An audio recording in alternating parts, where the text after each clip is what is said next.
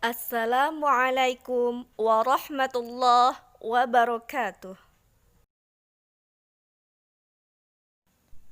Pada hari ini kita akan mempelajari mengenai sistem reproduksi manusia. Allah Subhanahu wa Ta'ala menciptakan manusia secara berpasang-pasangan, yaitu pria dan wanita. Pria dan wanita memiliki reproduksi yang kompleks dan berbeda-beda. Apa saja perbedaannya? Mari kita pelajari bersama-sama.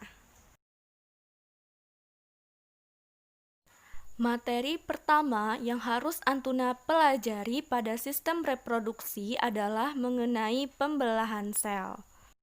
Pembelahan sel adalah proses perbanyakan jumlah sel yang terjadi pada makhluk hidup. Pembelahan sel terbagi atas dua, yaitu pembelahan mitosis dan pembelahan meiosis. Ciri-ciri pembelahan mitosis yang pertama adalah pembelahannya terjadi sebanyak 1 kali, kemudian menghasilkan 2 sel anak, kemudian sel anaknya itu memiliki genetik yang sama dengan induknya, dan terjadi di sel tubuh. Serta pembelahan mitosis memiliki ciri-ciri yang berfungsi untuk pertumbuhan, perbanyakan, dan perbaikan. Ciri-ciri meiosis adalah pembelahan sel terjadi sebanyak 2 kali, menghasilkan 4 sel anak. Kemudian sel anak itu tidak sama dengan induknya secara genetika, terjadi di dalam sel kelamin, dan memiliki fungsi untuk pembentukan sel kelamin. Pembelajaran kedua adalah mengenai organ reproduksi pada pria. Nah, seperti pada gambar, inilah bagian-bagian dari organ reproduksi pria. Pada bagian A itu adalah disebut juga dengan penis. Nah, penis ini berfungsi sebagai saluran tempat keluarnya urin dan sperma.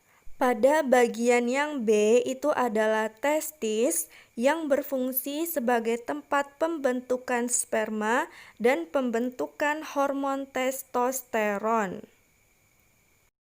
Pada bagian yang C itu adalah skrotum.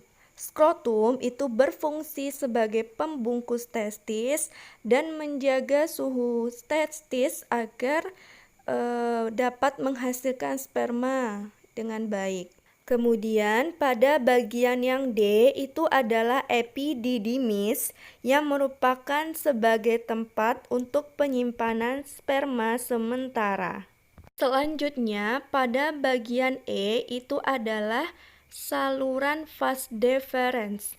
Saluran ini berfungsi sebagai penghubung antara epididymis dengan uretra. Pada bagian F itu adalah uretra. Uretra adalah saluran yang terdapat di dalam penis yang berfungsi sebagai saluran tempat keluarnya sperma dan urin. Pada huruf G yaitu vesicula seminalis merupakan kelenjar yang berbentuk seperti kantung kecil yang berfungsi untuk penghasil zat yang digunakan untuk perkembangan sperma. Pada huruf H adalah kelenjar prostat yang berbentuk seperti donat yang berfungsi untuk menghasilkan cairan yang bersifat asam. Pada huruf I itu merupakan kelenjar Cowper atau disebut juga dengan bulbouretra yang merupakan kelenjar berbentuk seperti kacang dan berfungsi untuk menghasilkan lendir serta cairan yang bersifat basa. Jadi, semen atau air mani yang dihasilkan oleh pria itu terdiri dari sperma dan cairan-cairan yang dihasilkan oleh kelenjar tadi, yaitu kelenjar vesikula seminalis, kelenjar prostat, dan kelenjar Cowper. Pada bagian C, kita akan melanjutkan pembelajaran mengenai organ reproduksi wanita. Pada gambar, bagian yang A adalah ovarium.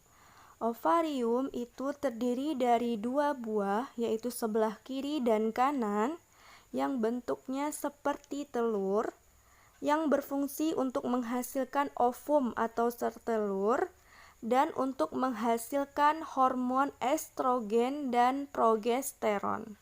Pada huruf B itu menunjukkan tuba Fallopi atau nama lainnya adalah oviduct. Tuba Fallopi atau oviduct itu berfungsi sebagai tempat fertilisasi atau pembuahan. Fertilisasi adalah suatu proses bertemunya antara sperma dengan ovum atau sel telur.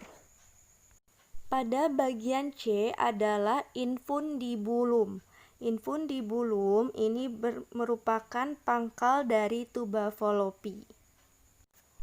Sedangkan pada huruf D disebut juga dengan uterus atau nama lainnya adalah rahim.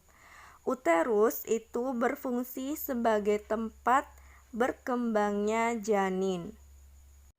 Pada bagian E adalah endometrium yang disebut juga dengan dinding rahim.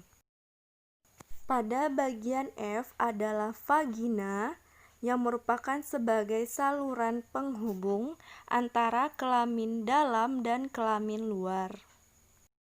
Pada huruf G adalah serviks yang merupakan struktur uterus paling bawah yang merupakan juga penghubung antara uterus dengan vagina.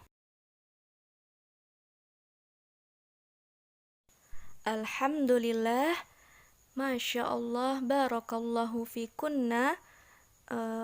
Hari ini kita sudah menyelesaikan pembelajaran kita mengenai pembelahan sel, organ reproduksi pria, dan organ reproduksi wanita. Insya Allah pada pertemuan berikutnya Ustazah akan menjelaskan mengenai spermatogenesis, oogenesis, dan penyakit-penyakit yang terjadi pada reproduksi. Baiklah, kita tutup pembelajaran kita hari ini dengan membaca doa kafaratul majlis. Subhanakallahumma wa bihamdika asyhadu an la ilaha illa anta astaghfiruka wa atubu ilaih. Assalamualaikum warahmatullahi wabarakatuh.